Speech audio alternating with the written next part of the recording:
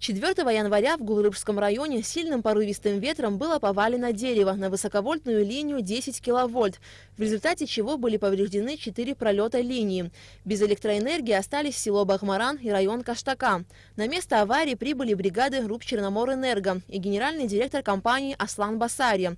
До наступления темного времени суток были восстановлены 2 пролета линии. Работы специалистов сильно осложняли погодные условия. Также доступ к поврежденной линии был затруднен труднопроходимой местностью. В результате последствия аварии были ликвидированы лишь на следующий день, 5 января.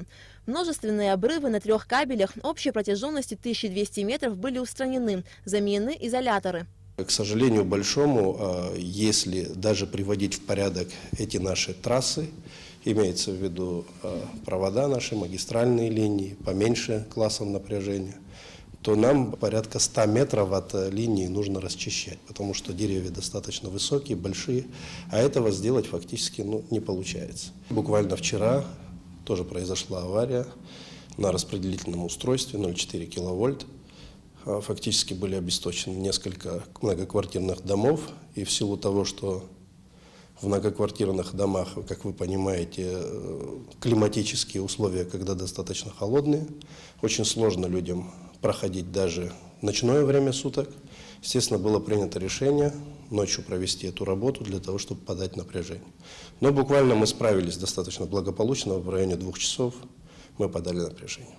В тот же день, 5 января, на подстанции БЗИП-220 произошла серьезная авария. Сработала дифференциально-фазовая защита, вследствие чего был отключен трансформатор АТ-1 мощностью 63 мегаватт. Без подачи электроэнергии осталась значительная часть Гагарского и часть Гудаутского районов.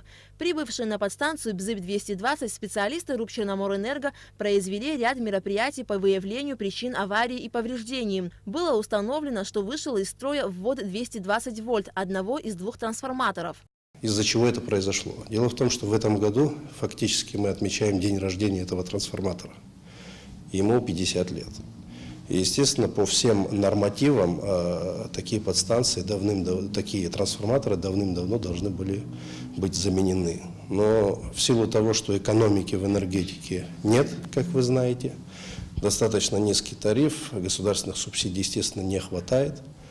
И стоимость замены даже одного трансформатора с его повышением мощности более 100 миллионов рублей. На ликвидацию аварии были брошены все силы РУП «Черноморэнерго», и тем не менее работы продолжались трое суток. Из-за снижения мощности со 126 мегаватт до 63 мегаватт каждые 2 часа в районах отключали электроэнергию. И только 8 января в 2 часа ночи последствия аварии на подстанции БЗИП-220 были ликвидированы. Электроснабжение Гагарского и части Гудаутского районов было восстановлено полностью. По словам Аслана Басария, системные аварии происходят из-за больших нагрузок.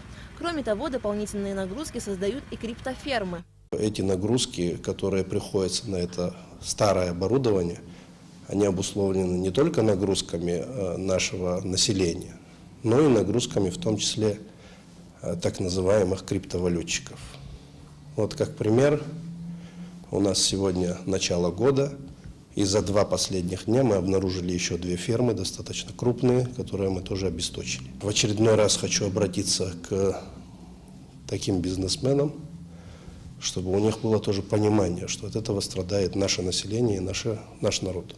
Нужно обязательно менять оба этих трансформатора на подстанции БЗИП-220. Мы заручились очень такой основательной, крепкой поддержкой правительства и президента республики. Будем делать все со своей стороны, все вместе, для того, чтобы этот проект реализовался, и будем надеяться на то, что он попадет в инвестиционную программу содействия социально-экономическому развитию. Черноморэнерго призывает население Абхазии максимально экономить электроэнергию, не включать те приборы в домовладениях, без которых можно обойтись. И самое главное – платить за потребляемую электроэнергию, что позволит решить часть проблем системного характера. Алика Трапш, Алексей Агухава, Абхазское телевидение.